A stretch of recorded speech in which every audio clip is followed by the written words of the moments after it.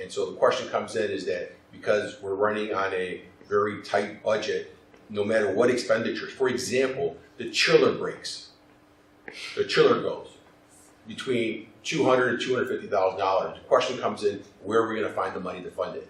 And that's where, so every decision that we've made in the last year or two has been, if we decide to do one versus the other, where's the money going to come from? You know, things that we should have done from the very beginning, but we had reserves, but now we're in a situation where we have to look at every nickel and penny that we do. And so if we hire a dean, what class are we willing to make a bigger classroom size? Because right now in 8th grade, it's 31, 28, 26, and 27. In 7th grade, it's 26 and 27 respectively. In 6th grade, it's 33, 30, 32, 31. In 5th grade, the average is roughly about 28, or 28, 29. And so those are the questions that we have to ask ourselves. If we are going to hire administration, then where are we going to get the money from? And so, you know, right now I don't think we have that money. It's not in the budget, and I don't foresee it to be in the budget anytime soon unless there's some type of huge windfall. Yeah, and let me remind the board, in the not too distant past, there were recommendations for this board to seek or to entertain hiring a business manager. At one point in time, someone to do the business end, and the belief of the board is we did not want to allocate those funds for, again, an administrative position. We want to put all the money toward the classroom, and I'm in full agreement with that.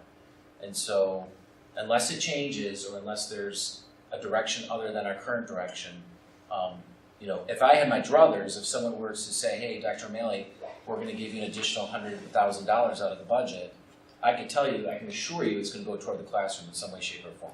We're going to try and reduce those sizes, especially at the middle school, because we made a commitment at the elementary.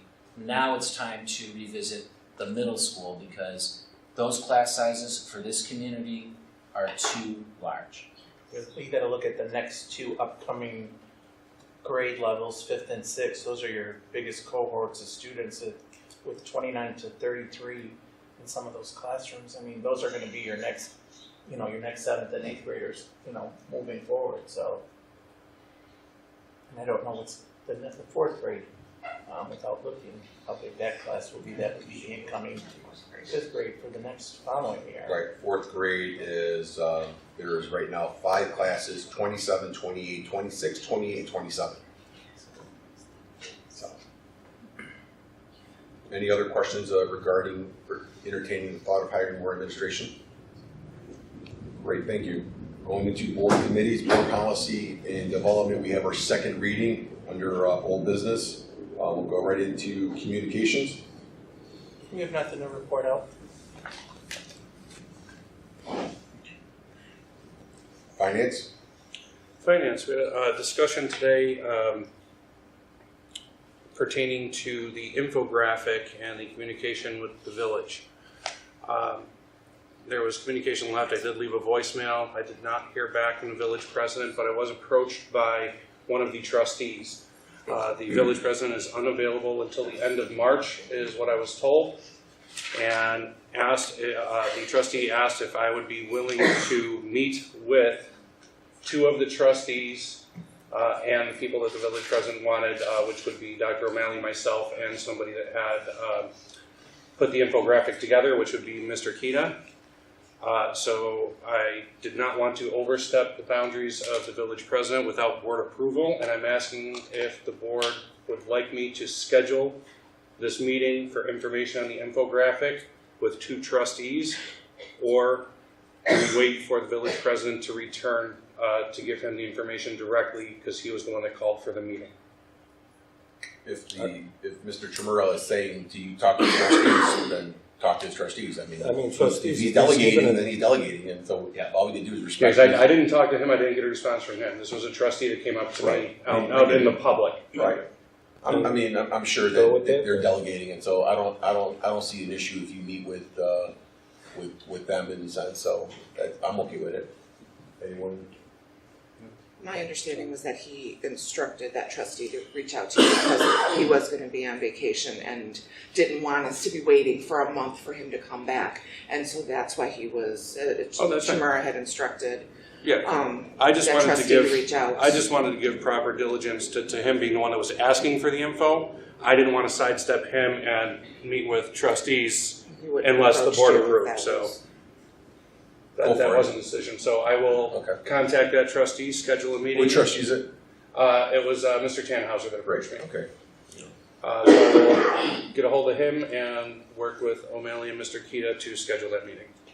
Correct. Thank you. Negotiations. Nothing new to report. I have a question. So the Teachers Association made a public announcement, and I would like for us to get a little bit more clarification in that letter. In that statement, it said that they met with 4 candidates running for the board. I would like us to send them a letter asking for a little bit more detail on that conversation. Did they talk about the collective bargaining agreement? Did they talk about work conditions? Did they talk about the upcoming contracts, so we could make sure that none of that was discussed? Because if it was, then then it might be a little bit of an issue. So what I would like us to do is direct Dr. O'Malley to write a letter asking those questions. What conversations were they had? Did they have? Is there anything talked about their contract, work conditions, or anything pertaining to the collective bargaining agreement? Would anyone be opposed to that? Dr. O'Malley? Thank you. The ISAB delegate? Well, a couple of weeks ago, we had the dinner. The attendees for the new candidates attended, and I appreciate it. They saw Lincoln School down over there. They saw some of the things that we have been doing with the Illinois School Board Association, and they gathered some information for the superintendent search. And at least to Louis, Sam, right? I'm sorry, I apologize. Yeah, okay. I gotta go through all the 6 grandkids before I get to the right one. But anyways, all right. So we had, I thought the dinner was nice, the presentation that they did. They showed off their arts program, and it was really a nice dinner. I like it better at the schools than at the rest of the banquet hall. But that's just my opinion on that, and I appreciate them coming out because we have the meeting is it May? A second. What day we have a meeting? What day do we May have? 7th, May 7th, set up for Berry Hill yes. to come in to do the talk, and that'll be after the new board has been set up, so then he'll come in and talk to them. They met him, so everybody's at least acquainted with him, so. Right, it's professional development for new and existing board members. Correct. And by law, you're allowed to do that in closed session. Typically, the session lasts about 3 hours. 3 hours. That's all. Great. Any questions for Mike? Thank you, Mike. Go right into new business. Any new business? I'm sorry, old business. Board policy update, second reading. Does anyone have any questions, comments, or concerns about the proposed update for the policies? No. Great. At I our think next, they talked about this also at the meeting too, about if we have board book, and so. right. So, Sarah, for next month, if you'd like to have the approval of the update. Ad hoc committee report. Okay, well, the ad hoc committee report consists of myself, Tim Lunston, and Sam Palazzo, who's one of the candidates running for a spot on the board. And we met for the first time and we discussed past superintendent searches and how those typically went, firms that we used, and we discussed that in length. There was a lot of good dialogue. We left the meeting with some assignments that we each all had to do. Myself, I reached out to the IASB delegate for our division and got some information regarding superintendency search. Tim reached out to Craig Schilling to find out what our budgetary dollar amounts were, and Sam reached out to some other search firms, plus he reached out to the local districts, Board of Educations, and proposed a question to their board and to their superintendent if they would be interested in overseeing the district as an interim position, if that's the route we decided to go. So with that, Tim? We'll take it from there. Okay, so starting out with the big question is the financials. So the current total pool that we have for everything is $220,000. That is contract benefits and the cost of any search firm, headhunter company that we're looking for. So if the decision was to use, for example, a service that costs $15,000, that would come out of that total lower in the pool. So that's the money that is allotted for that. The ISAB runs $8,000 for their service. They believe that they have enough time to help us with the search. Outside services, we got the information. The committee kind of sidestepped them because the minimum starts at $15,000 plus additional fees on top of that. So what was reached out, 3 companies were reached out to. First one was $15,000 plus additional fees. Second one was $18,000 plus additional fees, and the third company did not even respond. Moving on to talking to the local districts. Mr. Palazzo reached out to 3 local districts.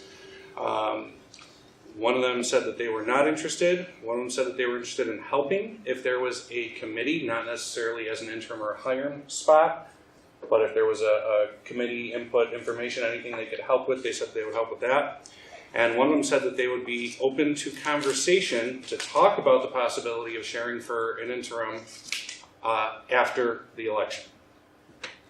Can you, which districts that said yes, and the ones you rattled off, I'm sorry, the ones that you just said? We reached out to the 3 within our vicinity. And So which one said yes, which one said no? I was interested.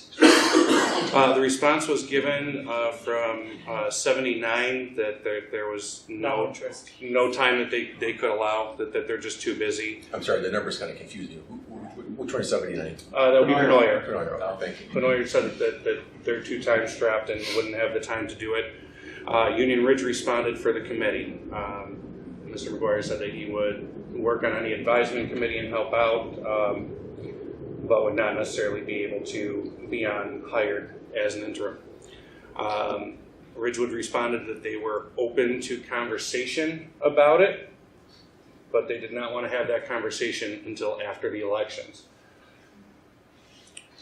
So coming from the committee of the 3, the decision was to suggest to the board to go after the most cost efficient, which would be to look at the talks with Ridgewood. And the thought is, even though that they are waiting, they said that they would like to wait for the election. Our committee doesn't even know what this position would look like at this point, in a matter of how many days, what the responsibility would be. So we're not even in a position to go to the table with them because we haven't dealt with this. We don't know what it would look like. Well, I think the one thing that we all 3 agreed on was that we definitely agreed on an interim superintendent for the mere fact that we all felt concerned about the quality and quantity of the pool of people right now, because usually superintendents are looking for jobs and have already been assigned or know where they're going July 1st. So with such a short time period, we all agreed that we would look for that interim and maybe have an interim and maybe have some assistance or conversations with the local, with 234, and maybe hold us over until we get to about December-ish of 2019, and then start looking for a full-time superintendent for the 2021 school year.